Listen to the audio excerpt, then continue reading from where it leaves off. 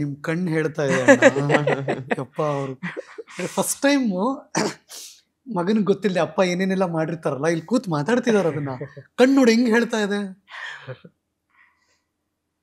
Sorry, it's okay, it's okay. ಅಂದ್ರೆ ನಾವು ಆ ಭಾವನೆಯಲ್ಲೇ ಬದುಕಿರೋರು. ಎಷ್ಟೋ ಸರಿ ಅಪ್ಪ ಮಕ್ಕಳು ಅಂದಾಗ ಎಮೋಷನ್ಸ್ ಇರಲ್ಲ, ಬರೀ ತಾಯಿಗಷ್ಟೇ ಇರುತ್ತೆ ಅಂತೀವಿ. ಹೌದೌದು, ತಾಯಿ ಎಕ್ಸ್ಪ್ರೆಸ್ ಮಾಡ್ತಾರೆ. ಇದೆ ನೋಡಿ, ನಾನು ಶೋ ಅಲ್ಲಿ ಏನ್ ಅನ್ಕೊಂಡು ಹೋದ್ನೋ ಅದಾಯ್ತಷ್ಟೆ. ನನಗೆ ಅವ್ರ ಹೆಸರು ಎಲ್ಲೂ ಹಾಳು ಮಾಡಬಾರ್ದಿತ್ತು, ಅದಾಯ್ತು. ಒಂದ್ಸಲ ಆಕ್ಚುಲಿ ನಾನು ತ್ರಿವಿಕ್ರಮ್ ಮಾತಾಡ್ತಾ ಇದ್ವಿ ಶೋ ಅಲ್ಲಿ. ಐ ಥಿಂಕ್ ಫ್ರೈಡೇ ಅನ್ಸುತ್ತೆ. ಅದನ್ನ ಫ್ರೈಡೇ ಏನ್ ನಡೆಯುತ್ತೋ ಅದನ್ನ ಟೆಲಿಕಾಸ್ಟ್ ಕಡಿಮೆ ಆಗುತ್ತೆ, ಬಿಕಾಸ್ ವೀಕೆಂಡ್ ಎಪಿಸೋಡ್ ಸ್ಯಾಟರ್ಡೇನ ಶೂಟ್ ಆಗೋದ್ರಿಂದ ಫ್ರೈಡೇ ನಮಗೆ ಹಾಲಿಡೇ ತರ ಅದು. ಆಗ ನಾನು ತ್ರಿವಿಕ್ರಮ್ ಮಾತಾಡ್ತಿರೋ, ಅವನ ಅಮ್ಮನ ಬಗ್ಗೆ ಏನೋ ಹೇಳ್ತಾ ಇದ್ದ. ಅಮ್ಮ ಒಬ್ಬರೇ ಇರ್ತಾರೆ, ಇವಾಗ ಚಳಿಗಾಲ, ಅವ್ರಿಗೇನೋ ಕಿವಿ ಎಲ್ಲ ನೋವಿರುತ್ತೆ, ಹಂಗೆ ಹಿಂಗೆ ಅಂತ. ನಾನು ಮಾತಾಡ್ತಿರ್ಬೇಕಾದ್ರೆ ಹಿಂಗೆ ನನಗಿನ್ನೇನು ಇಲ್ಲ ವಿಕ್ಕಿ, ನನ್ಗಿರೋದೇ ಒಂದು, ನಾನು ಇಲ್ಲಿ ಬಂದಿದ್ದೀನಿ, ಎಷ್ಟು ದಿನ ಇರ್ತೀನೋ, ಕೊನೆವರೆಗೂ ಇರ್ತೀನೋ ಅಥವಾ ನಾಳೆನೋ ಹೋಗ್ತೀನೋ ನನಗೆ ಗೊತ್ತಿಲ್ಲ. ಬಟ್ ಇರೋ ಅಷ್ಟು ದಿನ ಹೋದ ಮೇಲೂ ಕೂಡ ಇವ್ರ ಹೆಸರು ನಾನು ಹಾಳು ಮಾಡಬಾರ್ದು.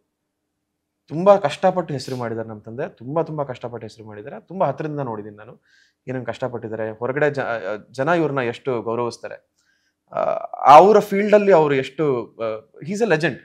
Correct, it's not a small thing ಅವ್ರು ಮಾಡಿರೋದು.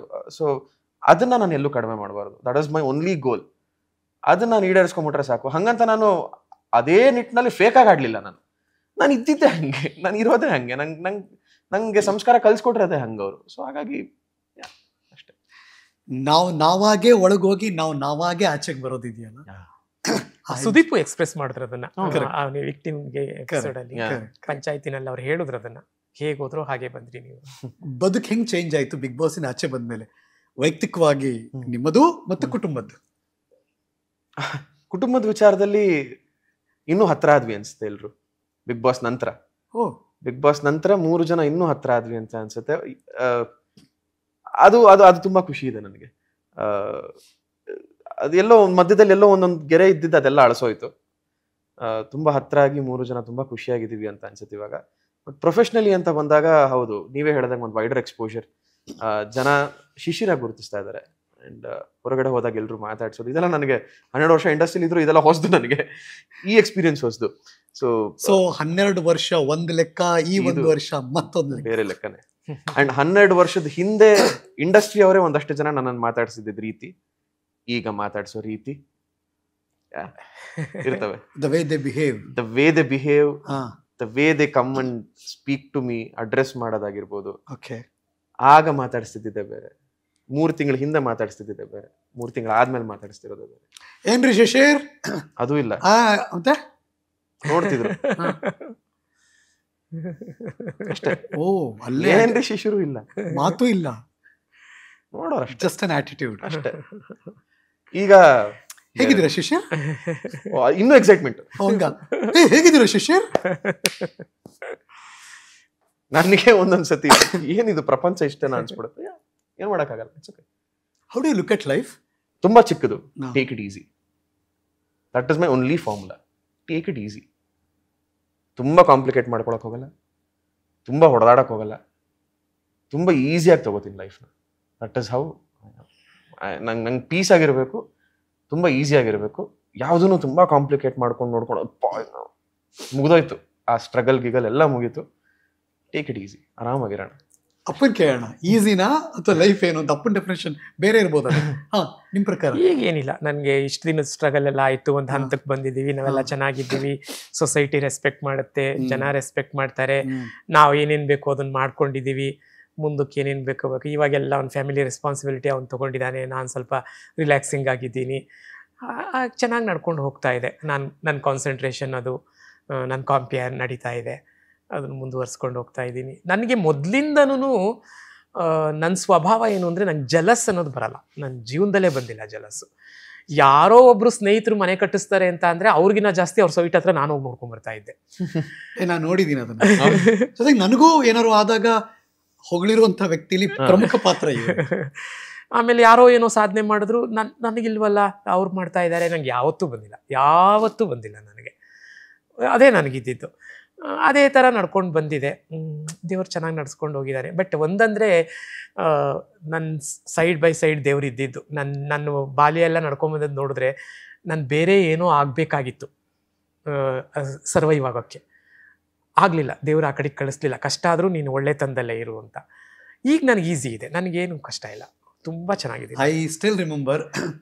ಅಂದರೆ ಅಪ್ಪ ಎದ್ವತ್ತದ ದುಡ್ಡು ಖರ್ಚು ಮಾಡೋರಲ್ಲ. ಹೌದೌದು. ಅಯ್ಯೋ, ನಾನ್ ನೋಡಿದೀನಿ 25 ವರ್ಷದಿಂದ. ಅಂದ್ರೆ ಎಷ್ಟೇ ದುಡ್ಡು ಬಂದ್ರು ಅದನ್ನ ನೀಟಾಗಿ ಕೂಡ ಹಾಕ್ತಾರೆ. ಹೌದೌದು. ಒಂದು ಕ್ಷಣ ಅವ್ರ ಜೊತೆ ನಾನು ಇದ್ದಾಗ ನಾನೇ ಒಂಚೂರು ಧಾರಾಳ, ಆದ್ರೆ ಅವ್ರ ಹಂಗಲ್ಲ. ಅಂದ್ರೆ ವೆರಿ ನೀಟಾಗಿ ಫ್ಯಾಮಿಲಿ ಅಥವಾ ಹಿಂಗೆಲ್ಲ ಬೇಕು, ನಂಗೆ ಈ ತರದೆಲ್ಲ ಆಗ್ಬೇಕು, ಆ ತರದ ಅಂದ್ರೆ ಆತರ ಕ್ಯಾಲ್ಕುಲೇಷನ್ ಮಾಡಿ ನೀಟಾಗಿ ಖರ್ಚು ಮಾಡ್ತಾ ಇದ್ದಾರೆ. ಇವಾಗ ಎಷ್ಟು ಚೆನ್ನಾಗಿ ಹೇಳ್ತಿದ್ದಾರೆ ಅಂದ್ರೆ, ನಂಗೆ ಈಗೇನು ಇಲ್ಲ, ನಾನು ಆರಾಮಾಗಿದ್ದೀನಿ, ಅವ್ನು ನೋಡ್ಕೊತಾನೆ. ಅದೇ ಬೇಕಲ್ವಾ, ಇನ್ನೇನು ಒಬ್ಬ ಮಗನಾಗಿ ಅಪ್ಪನ ಬಾಯಿಂದ ಆ ಮಾತು ಬಂತು ಅಂದ್ರೆ ಸಾಕು. ನಾನು ಹೇಳ್ತಾ ಇರ್ತೀನಿ, ಸಾಕು ರಿಲ್ಯಾಕ್ಸ್ ಮಾಡಿ, ಅವು ಕೆಲಸ ಬಿಡು ಅಂತ. ಅವನು ಯಾಕೆ ಬಿಟ್ಟಿಲ್ಲ ಇನ್ನು ನೀವು? ನಂಗೆ 2 ಕಡೆಯಿಂದ, ಒಂದು ನಾನು ಎಂಗೇಜ್ ಆಗಿರ್ಬೇಕು, ಒಂದು ಎರಡನೇದು ನಾನು ಮ್ಯಾನೇಜ್ಮೆಂಟ್ ಬಿಡ್ತಾ ಇಲ್ಲ. ಒಂದು ಈ ಸುರನ ಕಾಲೇಜಲ್ಲಿ ಹಂಗೆ, ನೀವು ತುಂಬಾ ಒಳ್ಳೆ ಲೆಕ್ಚರ್ ಆಗ್ಬಿಟ್ರೆ, ಒಳ್ಳೆ ಮಕ್ಳಾಗ್ಬಿಟ್ರೆ ಅವ್ರು ಅದಕ್ಕೆ ಅಷ್ಟೇ ಸಪೋರ್ಟ್ ಮಾಡ್ತಾರೆ ಮತ್ತೆ ಬಿಟ್ಕೊಡಕ್ ಬಯಸಲ್ಲ. ಹೌದು. ಏನ್ ಕಷ್ಟ ಆಗ್ತಿದೆ ಹೇಳು, ಆ ಕಷ್ಟ ಕಡಿಮೆ ಮಾಡ್ಕೊಡ್ತೀವಿ, ಯಾಕೆ ಬಿಡ್ತೀಯಾ ಅಂತಾರ ಅವರು. ನನ್ಗೂ ಅನ್ಸುತ್ತೆ, ಓಕೆ ಅವ್ರು ಎಂಗೇಜ್ ಆಗಿರ್ಲಿ, ಇದಕ್ಕೆ ಇಮಿಡಿಯೇಟ್ ಆಗಿ ಎಲ್ಲಾ ಕೆಲಸ ಎಲ್ಲ ನಿಂತೋಗಿ ಮನೇಲೇ ಇರ್ಬೇಕು ಅಂದಾಗ ಅಯ್ಯೋ ತುಂಬಾ ಎಂಗೇಜ್ ಆಗಿದ್ದಾರೆ. ಅಂದ್ರೆ ಶೋಸ್ ಗಳು ಮಾಡ್ತಾರೆ. ಬರವಣಿಗೆ ಆಗ್ಲೇ ಒಂದ್ ಹೆಸರು ತೆಗೆದ್ರು, ಅವ್ರ ಅಣ್ಣನ ಹೆಸರು ತೆಗೆದ್ರು, ರುದ್ರಮೂರ್ತಿ ಶಾಸ್ತ್ರಿಗಳ ಹೆಸರನ್ನ ತೆಗೆದ್ರು.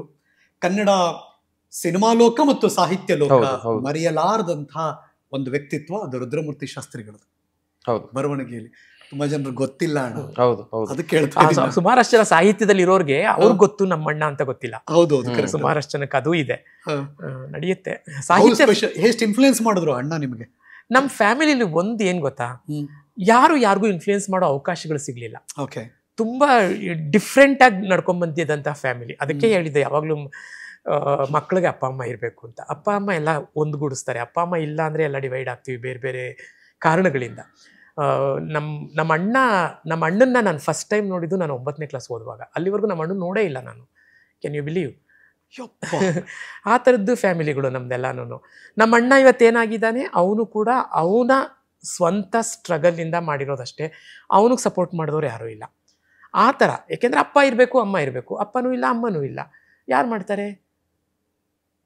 ಅದೆಲ್ಲ ಹಂಗೆ ಬೆಳ್ಕೊಂಬಂದಿದ್ದು. ನಾವೆಲ್ಲ ಕನೆಕ್ಟ್ ಆಗಿದ್ದೆ ಯಾವಾಗ ಅಂದರೆ ನಮ್ಮಪ್ಪ ಸತ್ತಾಗ.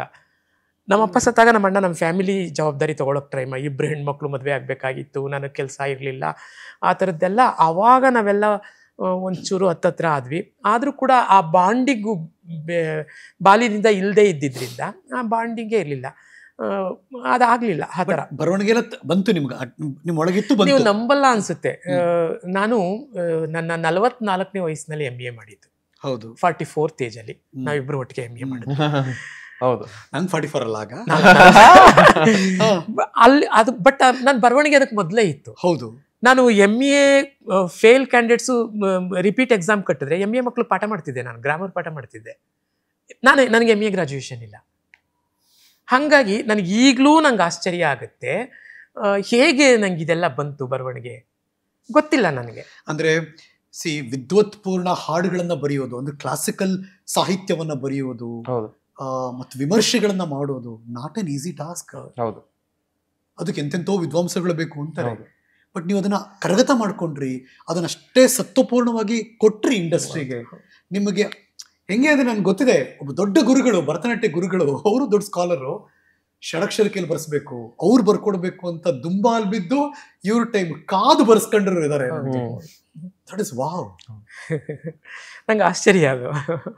ನಾನು ಈಗಲೂ ಕ್ಲಾಸಲ್ಲಿ ಮಕ್ಳು ಪಾಠ ಮಾಡ್ಬೇಕಾ ಎಷ್ಟೊಂದು ವಿಚಾರಗಳು ಶೇರ್ ಮಾಡ್ತೀನಿ. ನಾನು ಒಂದ್ಸರಿ ನಾನೇ ಕೂತ್ಕೊಂಡು ಯೋಚನೆ ಮಾಡ್ತೀನಿ, ನನಗೆ ಯಾವುದೇ ಟೀಚರಿಂಗ್ ಶೇರ್ ಮಾಡಿಲ್ವಲ್ಲ, ನಂಗೆ ಎಲ್ಲಿಂದ ಬಂತದು?